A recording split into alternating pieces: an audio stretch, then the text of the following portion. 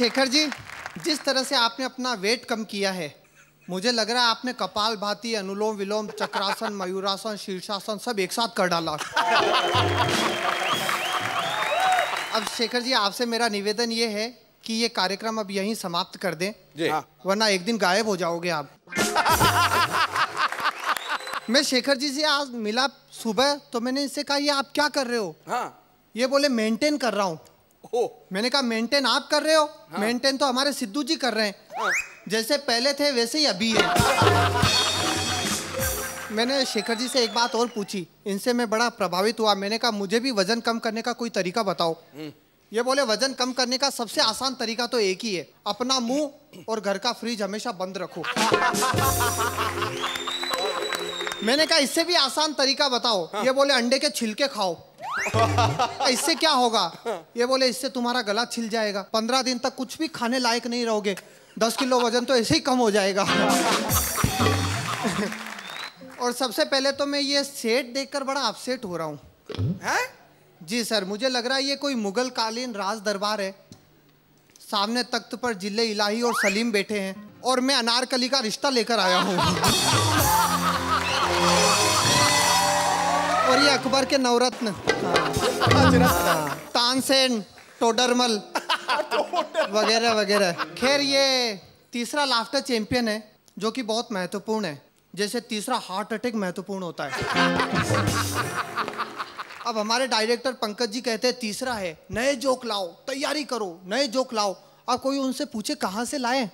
हर joke का 5-5 बार postmortem हो चुका है, सारे टॉपिक खत्म हो गए। अब तो राखी सावंत और मल्लिका शेरावत ने भी सरेंडर कर दिया। मैंने अपने जीवन में 2 प्रतिज्ञा की है। क्या? पहली प्रतिज्ञा, किसी भी पराई लड़की को बुरी नजर से नहीं देखूंगा, और दूसरी प्रतिज्ञा, किसी भी लड़की को पराई नहीं समझूंगा। क्योंकि राम ने धनुष तोड़ा तो सीता आई, अर्जुन ने तीर चलाया तो द्रौपदी आई, कृष्ण ने बंसी बजाई तो मीरा आई, पर मैंने सीटी बजाई तो साली बाप को ले आई। और मेरा अनुभव तो ये कहता है कि जो अपनी गर्लफ्रेंड का फोटो पर्स में रखता है, उसके पर्स में फिर फोटो के अलावा कुछ नहीं बचता। इसलिए अपने जैसे सभी नौजवानों को मैं एक वार्निंग देना चाहता हूँ कि दिल के जख्म किसी को दिखा न सकोगे, दिल में जो है वो किसी को बता न सकोगे, करोगे जवानी में जो गर्लफ्रेंड पे खर्चे, बुढ़ापे तक उधारी चुका न सकोगे। अच्छा, आदमी जिस माहौल में रहता है उस पर बातचीत का असर वैसा आ ही जाता है। वो जैसे बात करता है उसके परिवेश का असर साफ नजर आता है। अब ओसामा बिन लादेन की तीसरी बीवी का चौथा बच्चा, ओसामा बिन लादेन की तीसरी बीवी का चौथा बच्चा जब नया नया स्कूल में पढ़ने गया तो मास्टर ने उससे एक सवाल किया, यदि मेरे पास एक एप्पल है और 2 आदमी है, तो मैं एक एप्पल को 2 आदमी में कैसे डिवाइड करूंगा? बच्चा बोला, एक आदमी को खत्म कर दो। अब हमारे अमेरिकन राष्ट्रपति का बच्चा जब स्कूल में गया तो उससे भी यही सवाल पूछा गया। बच्चा बोला, दोनों को आपस में लड़ा दो और फिर वो एप्पल खुद खा जाओ। अच्छा, हम सब बंबई में रहते हैं और बंबई में 2 चीजें बहुत चलती है, एक कॉफी बार और दूसरे बियर बार। दोनों बहुत चलती है और दोनों का आपस में संबंध भी बहुत गहरा है। यहाँ ज्यादातर प्रेम कहानी कॉफी बार में शुरू होती है और बियर बार में जाकर खत्म होती है। कॉफी बार के सारे कस्टमर 2 महीने बाद बियर बार में मिलते हैं। अच्छा, कस्टमर का मतलब ही है जो कष्ट से मरे। तो कॉफी बार के सारे कस्टमर 2 महीने बाद बियर बार में मिलते हैं और एक साथ मिलते हैं, क्योंकि कहावत है, जो अकेले पीता है वो नर्कलोक में जाता है, जो सबके साथ पीता है वो स्वर्गलोक में जाता है, और जो पीता ही नहीं वो जसलोक में जाता है। तो कॉफी बार के सारे रोमियो बियर बार में आते ही देवदास बन जाते हैं। और आजकल के देवदास की बात ही बिल्कुल अलग है, न चंद्रमुखी न पारो, बस जो लड़की मिले उसी को लाइन मारो। अब मेरे एक दोस्त ने एक लड़की के लिए सिगरेट छोड़ दी, शराब छोड़ दी, दारू छोड़ दी, जुआ खेलना छोड़ दिया, सट्टा खेलना छोड़ दिया, फिर भी उससे शादी नहीं की। मैंने पूछा क्यों? बोला इतना सुधर गया था कि उससे अच्छी मिल गई। सिद्धू जी, सुरिंदर मेरे बहुत अच्छे दोस्त हैं। पता है। ये ऐसे दोस्त हैं जिनके होते हुए मुझे कभी दुश्मनों की कमी महसूस नहीं हुई। 3 दिन पहले इनका SMS मेरे पास आया। अच्छा। मेरा मोबाइल नंबर चेंज हो गया है, पहले 1100 था, अब 6600 हो गया है, सेव कर लेना।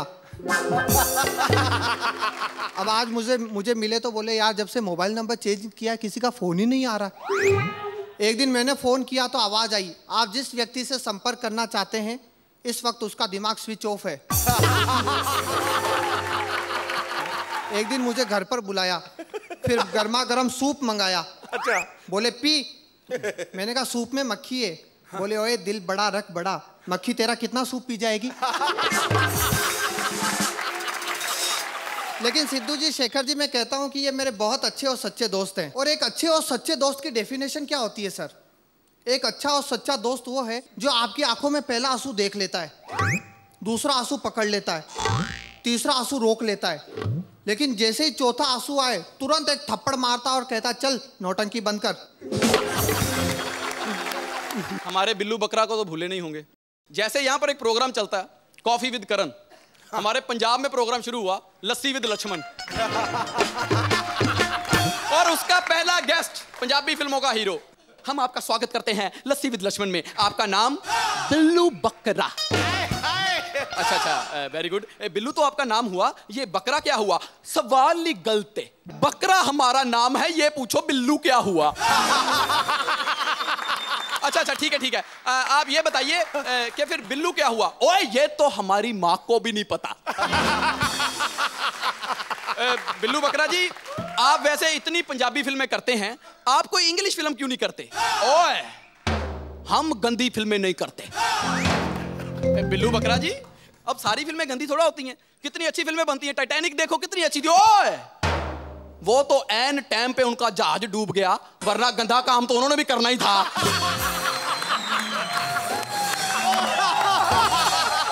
अब आपसे हम कुछ पर्सनल सवाल करते हैं। बिल्लू बकरा जी, आप खाने में क्या पसंद करते हैं?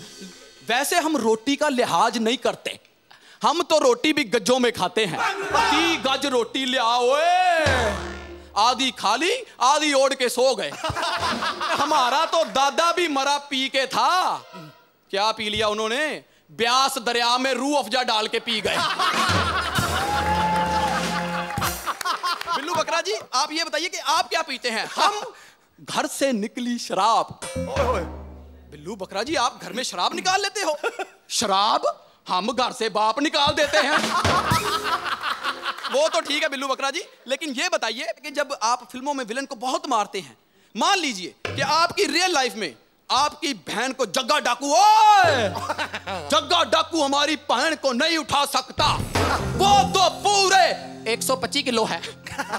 मान लीजिए कि वो ठेले में उठा के ले गया, तो आप क्या करेंगे? मैं उसके अड्डे पे जाऊंगा और कहूंगा जग्गिया हमारी बहन हमारे हवाले कर दे, नहीं ता माता रानी तुझे अपने आप पाप लगाएगी।